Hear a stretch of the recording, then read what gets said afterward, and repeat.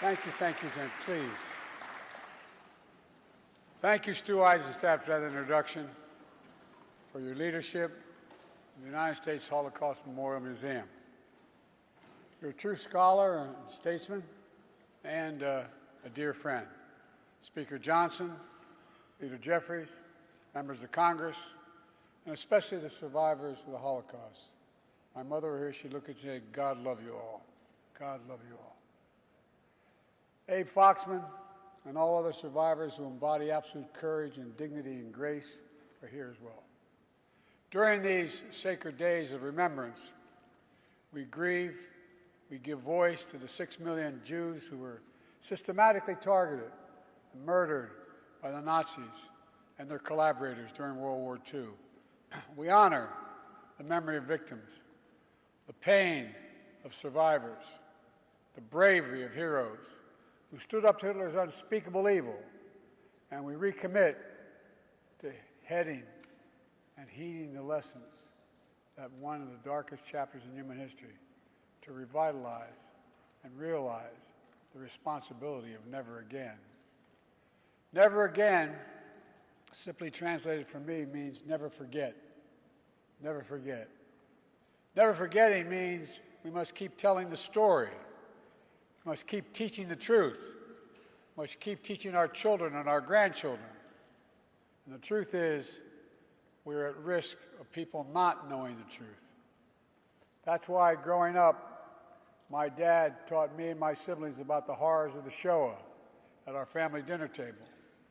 That's why I visited Yad Vashem with my family as a senator, as vice president, and as president. And that's why I took my grandchildren to Dachau, so they could see and bear witness to the perils of indifference, the complicity of silence in the face of evil that they knew was happening. Germany, 1933. Hitler and his Nazi party rise to power by rekindling one of the world's oldest forms of prejudice and hate, anti-Semitism. His rule didn't begin with mass murder. It started slowly across economic, political, social, and cultural life. Propaganda demonizing Jews, boycotts of Jewish businesses, synagogues defaced with swastikas, harassment of Jews in the street and in the schools, anti-Semitic demonstrations, pogroms, organized riots. With the indifference of the world, Hitler knew he could expand his reign of terror by eliminating Jews from Germany, to annihilate Jews across Europe through genocide the Nazis called the final solution.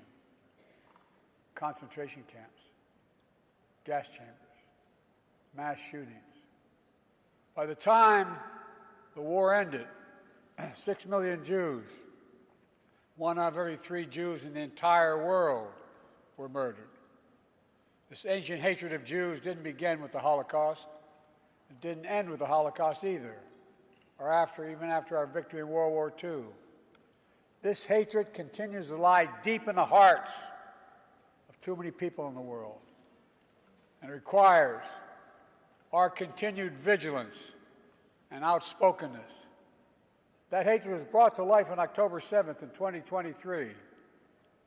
On the sacred Jewish holiday, the terrorist group Hamas unleashed the deadliest day of the Jewish people since the Holocaust. Driven by ancient desire to wipe out the Jewish people off the face of the earth, over 1,200 innocent people, babies, parents, grandparents, slaughtered in their kibbutz, massacred at a music festival, brutally raped, mutilated, and sexually assaulted.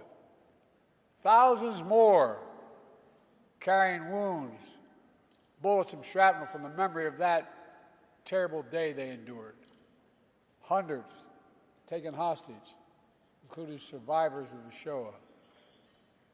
Now, here we are, not 75 years later, but just 7.5 months later, and people are already forgetting. They're already forgetting that Hamas unleashed this terror. It was Hamas that brutalized Israelis. It was Hamas who took and continues to hold hostages. I have not forgotten, nor have you, and we will not forget.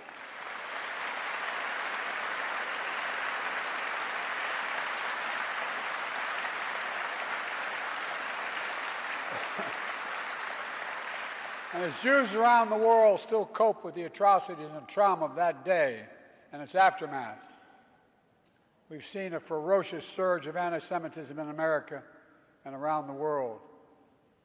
Vicious propaganda on social media. Jews forced to keep their hide, their keepers under baseball hats, tuck their Jewish stars into their shirts. On college campuses, Jewish students blocked, harassed, attacked while walking to class.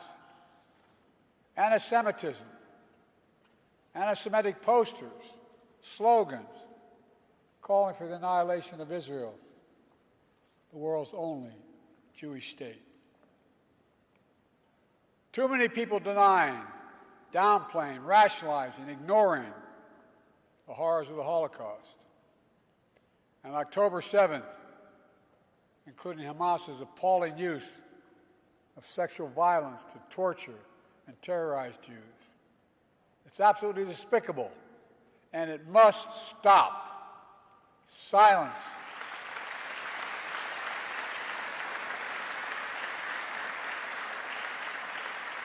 Silence and denial can hide much, but it can erase nothing. Some injustices are so heinous, so horrific, so grievous, they cannot be buried, no matter how hard people try.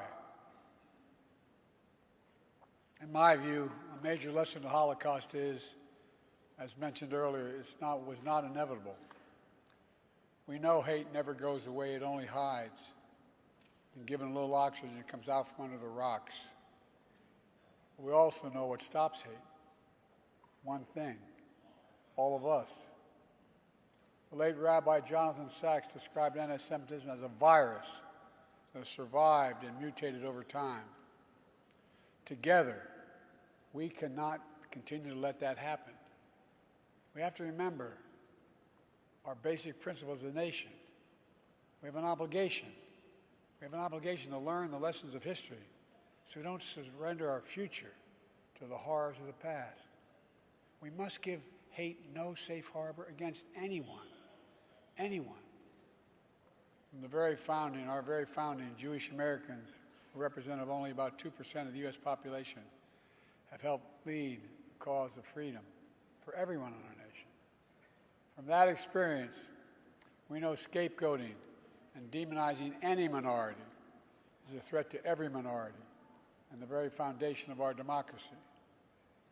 So in moments like this, we have to put these principles that we're talking about into action.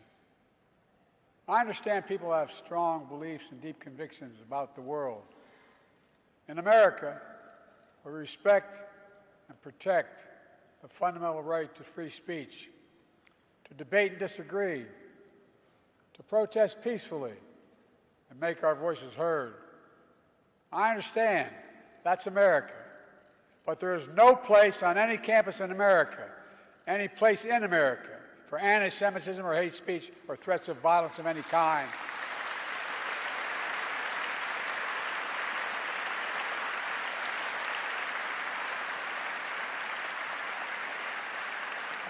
Whether against Jews or anyone else, violent attacks, destroying property is not peaceful protest. It's against the law. And we are not a lawless country. We're a civil society. We uphold the rule of law. And no one should have to hide or be brave just to be themselves.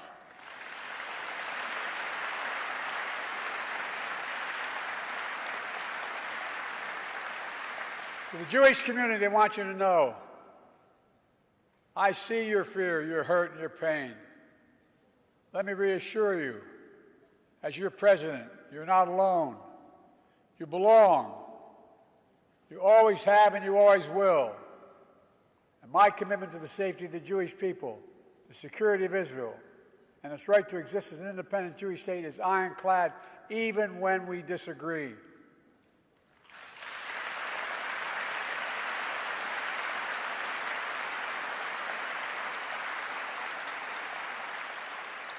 My administration is working around the clock to free remaining hostages,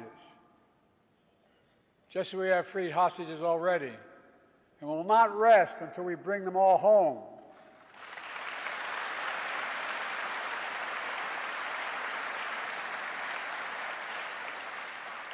My administration, with our second gentleman's leadership, has launched our nation's first national strategy to counter anti-Semitism that's mobilizing the full force of the federal government to protect Jewish communities. But we know this is not the work of government alone or Jews alone. That's why I'm calling on all Americans to stand united against anti-Semitism and hate in all its forms. My dear friend, and he became a friend, the late Elie Wiesel said, quote, "One person of integrity can make a difference." We have to remember that, now more than ever. Here in Emancipation Hall, the U.S. Capitol, among the towering statues of history, is a bronze bust of Raoul Wallenberg. Born in Sweden as a Lutheran, he was a businessman and a diplomat. While stationed in Hungary during World War II, he used diplomatic cover to hide and rescue about 100,000 Jews over a 6-month period. Among them was a 16-year-old Jewish boy who escaped a Nazi labor camp. After the war ended, that boy received a scholarship from the Hillel Foundation to study in America. He came to New York City penniless, but determined to turn his pain into purpose, along with his wife, also a Holocaust survivor. He became a renowned economist and foreign policy thinker, eventually making his way to this very Capitol on the staff of a first-term senator. That Jewish refugee was Tom Lantos, and that senator was me. Tom and his wife Annette and their family became dear friends to me and my family. Tom would go on to become the only Holocaust survivor ever elected to Congress, where he became a leading voice on civil rights and human rights around the world. Tom never met Raoul, who was taken prisoner by the Soviets, never to be heard from again. But through Tom's efforts, Raoul's bust is here in the Capitol. He was also given honorary U.S. citizenship, only the second person ever after Winston Churchill. The Holocaust Museum here in Washington is located on a road in Raoul's name. The story of the power of a single person to put aside our differences, to see our common humanity, to stand up to hate, and its ancient story of resilience from immense pain, persecution, to find hope, purpose, and meaning in life, we try to live and share with one another. That story endures. Let me close with this. I know these days of remembrance fall on difficult times. We all do well to remember. These days also fall during the month we celebrate Jewish American heritage. A heritage that stretches from our earliest days to enrich every single part of American life today. Great Jewish American named Tom Lantos used the phrase, "The veneer of civilization is paper thin. We are its guardians, and we can never rest." My fellow Americans, we must be those guardians. We must never rest. We must rise against hate, meet across the divide, see our common humanity, and God bless the victims and survivors of Shoah. May the resilient hearts, the courageous spirit, and the eternal flame of faith of the Jewish people forever shine their light on America and around the world. Pray God. Thank you all.